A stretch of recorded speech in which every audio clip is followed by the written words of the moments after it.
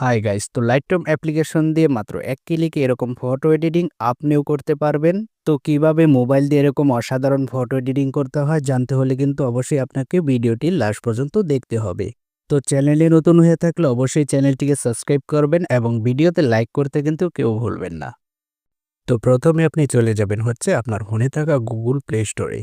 তো প্লে স্টোরে আসার পর এখানে আপনাদেরকে সার্চ করতে হবে হচ্ছে পিসেট। তো সার্চ করার পর অনেকগুলো অ্যাপ্লিকেশন আপনার সামনে চলে আসবে। আপনি কি করবেন, এই লোগোটিকে দেখে এই অ্যাপ্লিকেশনটিকে এখান থেকে ইনস্টল করে নেবেন।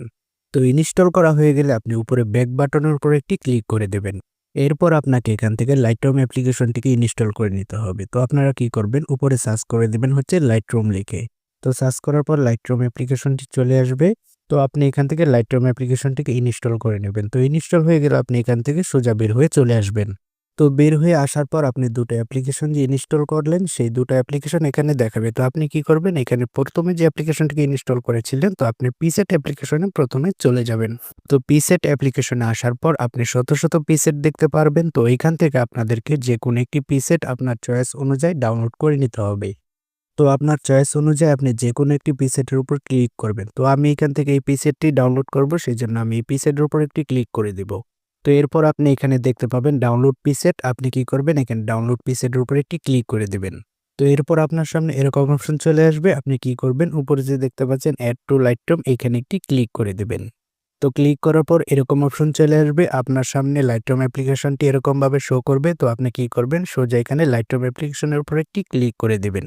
তো এরপর এটি লাইটরুম অ্যাপ্লিকেশন অ্যাড হয়ে যাবে। তো আপনি কি করবেন, এখান থেকে বের হয়ে চলে আসবেন। তো বের হয়ে আসার পর এবার আপনাদেরকে চলে যেতে হবে হচ্ছে লাইটরুম অ্যাপ্লিকেশনের ভিতরে। তো আপনি এখান থেকে লাইটরুম অ্যাপ্লিকেশনটিকে ওপেন করবেন। তো লাইটরুম অ্যাপ্লিকেশনে আসার পর এরকম অপশন দেখতে পাবেন। তো আপনি কি করবেন, নিচে যে দেখতে পাচ্ছেন প্লাস আইকন, এই প্লাস আইকনের উপর একটি ক্লিক করে দিবেন। তো এরপর আপনার গ্যালারিতে থাকা সবগুলো ফটো শো করবে। তো আপনি যে ফটোটিকে এডিটিং করতে চাচ্ছেন সেই ফটোটিকে গ্যালারি থেকে সিলেক্ট করে দিবেন। তো আমি এখান থেকে এই ফটোটিকে সিলেক্ট করে দিব। তো আপনাদের ফটো সিলেক্ট করা হয়ে গেলে আপনি নিচে যে দেখতে পাচ্ছেন অ্যাড, এই অ্যাড অপশনটির উপর একটি ক্লিক করে দিবেন। এরপর ফটোটি অ্যাড হয়ে যাবে।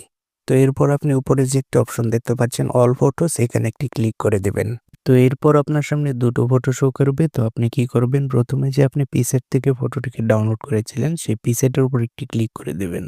তো ক্লিক করার পর ফটোটি এরকম ভাবে চলে আসবে। আপনি কি করবেন, সবার উপরে যে দেখতে পাচ্ছেন থ্রি ডট আইকন, এই থ্রি ডট আইকনের উপর একটি ক্লিক করবেন।